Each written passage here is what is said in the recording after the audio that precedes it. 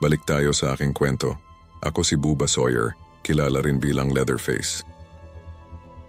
Sa part 1 ay hinihiwa ko ang katawan ni Kirk gamit ang aking chainsaw habang pinapanood ni Pam na nakasabit sa isang meat hook.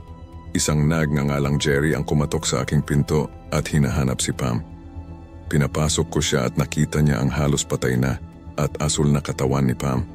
Pinatay ko siya gamit ang aking martilyo. Kinagabihan, dalawa sa mga kakilala nila si Sally at Franklin ang sumunod na pumunta sa bahay ko para magtanong sa kanilang nawawalang kaibigan na sina Pam at Jerry.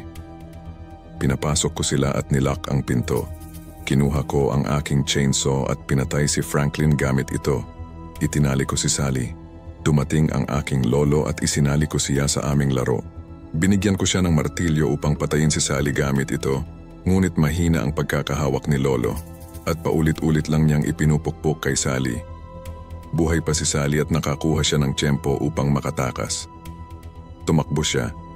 Hinabol ko siya hanggang sa makarating siya sa kalsada sa harap ng aming bahay. Isang truck ang dumaan at agad pinara ni Sally. Nakita ng driver ang lagay ni Sally. Alam niyang nasa panganib ito kaya kumuha siya ng wrench at nang makita ako ay inatake niya ako at pinalo ng hawak niya na wrench. Nasugatan ako at nakatakas sa kanilang dalawa.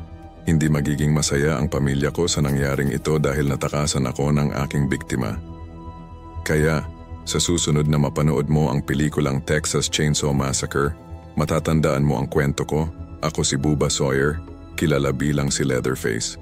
Maalala niyo ang mga totoong taong nagdusa dahil sa akin.